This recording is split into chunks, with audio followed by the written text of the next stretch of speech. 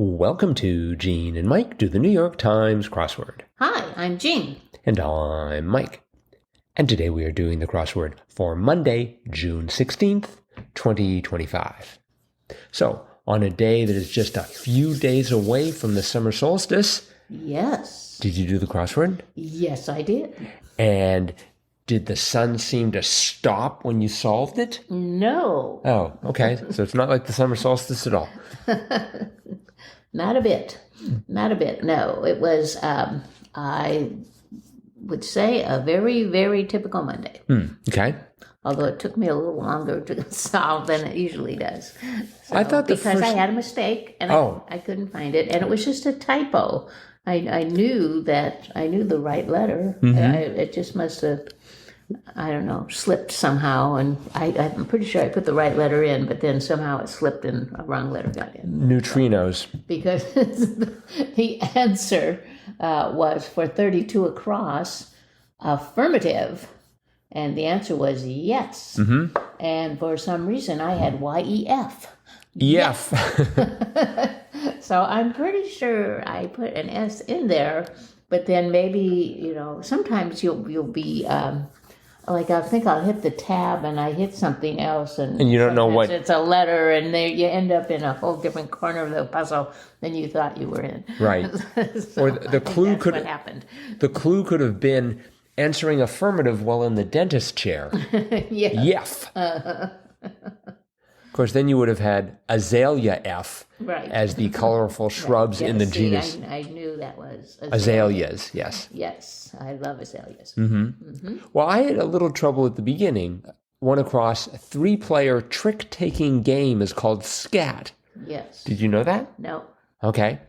Because I thought Uno, but that was only 3 letters. And that's only 2. Well, it can be more than 2. I guess it could be 3 players, but it can be, 4 or 5 players. I was just starting to guess card games. Yeah, no, I don't think I've ever played Scat. Poker wasn't going to fit. And I decided that BRID, as an abbreviation of bridge, was also not going to work. Rummy, too long. The one next to it, 5 across, I should have gotten this right away. Supermarket tabloids informally. And I had 4 letters, and I had the A and the S, and I decided it was going to be called tabs. Oh, no. We call the tabloids tabs. No. But that would have sort of violated the New York Times policy about not having the answer as part of the clue. Right. Because they had tabloid in there. But it was rags. Rags, yes. You got that right away? Yes, I did. Oh, okay. Mm-hmm. I did know that one. I should have. Which would have helped with 5 down. Blank stadium, former DC sports venue was RFK. That's right. Did you know that? I did know that. Wow, that also would have helped. Mm-hmm. Apparently, they're in the process of taking it down. Yes, they are. And they're going to build up a new one. Yes. Bigger, better. Mm-hmm. Well, no, they already have. Oh, they have? I thought they were going to build something in the same place. Oh, well, maybe they are. But they did have to, build a new stadium for their football team. So yeah, but I think that RFK has kind of fallen into disrepair. Mm-hmm. And I believe, if I'm not mistaken, I heard that, remember in the movie... it was the one with the, professor.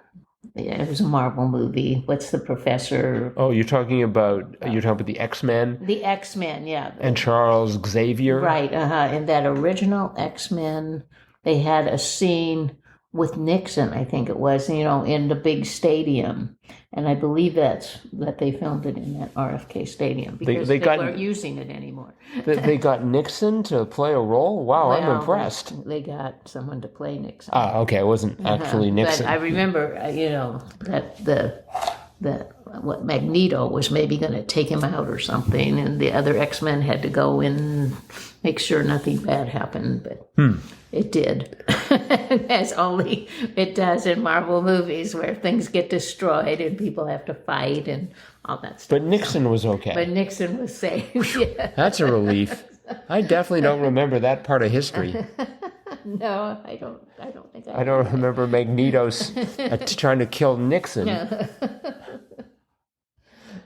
Yes. So there was a theme in this crossword. There was, and there were a lot of themed clues. So the answers to the theme clues included KITTENHEEL, Joey Fatoni, A name from the past. Oh, that's how you pronounce that. I Okay. believe so. He was, what was the clue for that one was kind of interesting.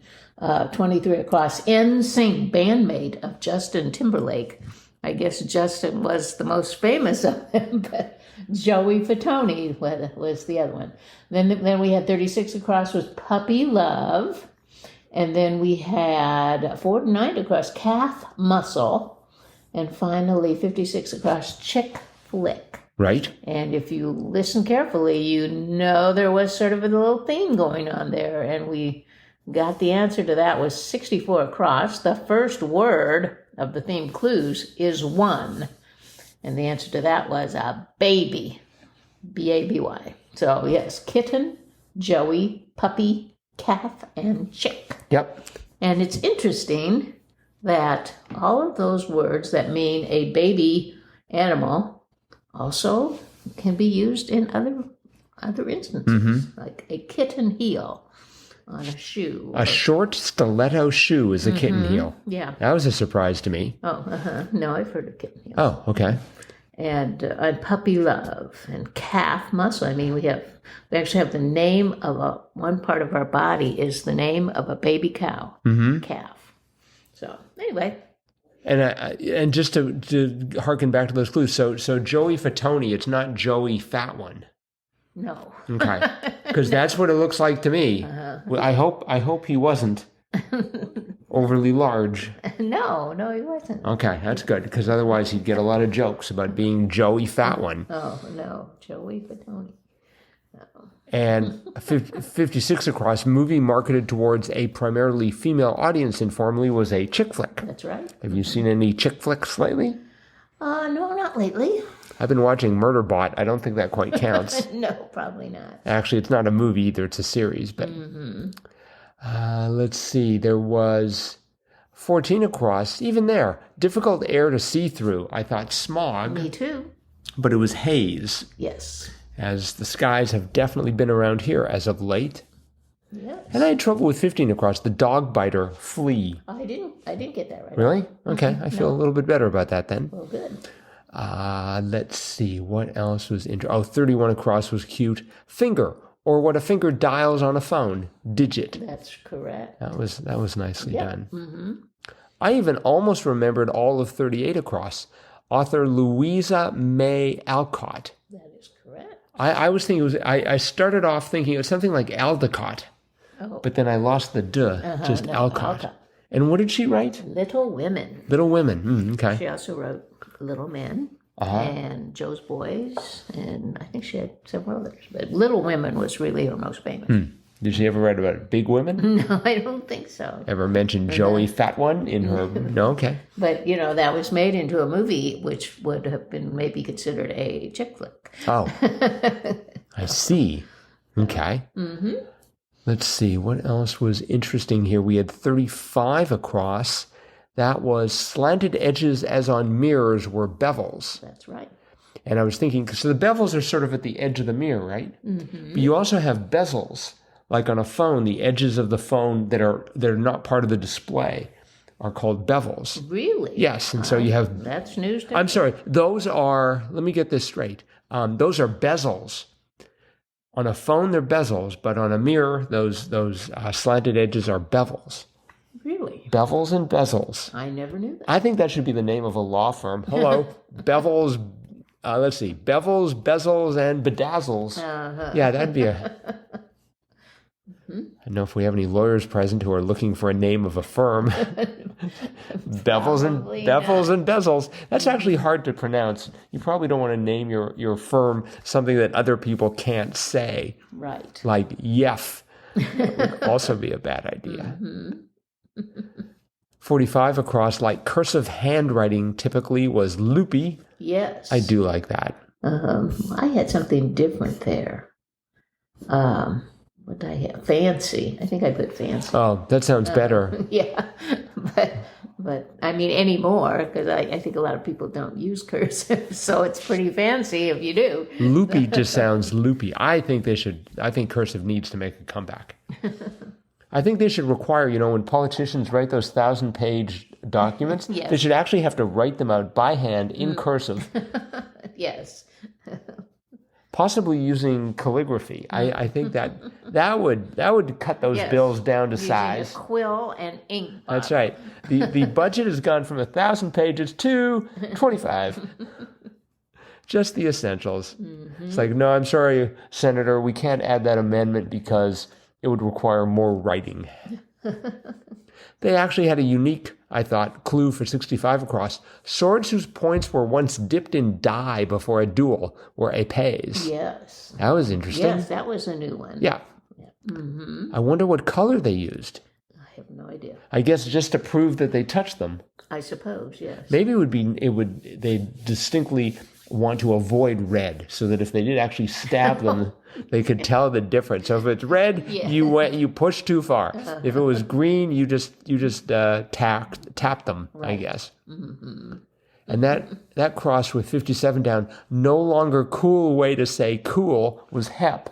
That was very nice. That was nice, yes. Uh-huh. And we had a blast from the past, 55 across, small case for needles. Etui. Boy, I forgot that. Oh. I don't know why I would remember it. I was looking at that, I was thinking ennui, but... But no, I mean, that used to be like every other day, it seemed really? Like long ago, like maybe back in the 80s and 90s, but no. Well, it has appeared a total of 372 times, first appearing in 1943 as a vanity case. It seemed like when I first started doing crosswords, seriously doing crosswords, that came up all the time. And of course, it's got 3 vowels and a T in it, so it probably is a very useful crossword word. Well, I will tell you, between 1943 and 1968, Farrar was the editor. That's a long time. Yeah. And seemed to love using etui because it showed up a lot. That was a little before my time, but I was thinking like in the 90s and, like the 90s, early 2000s, it seemed to be kind of prevalent. Well, but they sort of killed it off. That's to say, Will killed it off for a bit, but it hasn't. I mean, there have been many years. The last time it appeared before today was in 2021. Yeah. So it seems to be sort of a bit past its prime. Interesting. Oh. So that's the 411 on etui. A good crossword. Yeah, very nice. It was by Jill Rudoloff and Michelle Sontarp. Good job. And both of them, they both had 2 collaborations and they've both done 2 crosswords. I bet they did the first one together as well. I bet they did. So, well, very good. Yes. Thanks, everyone, for listening. Yep. A reminder that tomorrow is Tuesday, which means it'll be Triplet Tuesday. So please listen in for that. Also, please tell all your friends about us and leave a 5-star review wherever you happen to be listening to this podcast. Yeah. We are trying to grow our audience. That is it for today. We'll be back again with our cutting-edge analysis of tomorrow's crossword tomorrow. Bye-bye.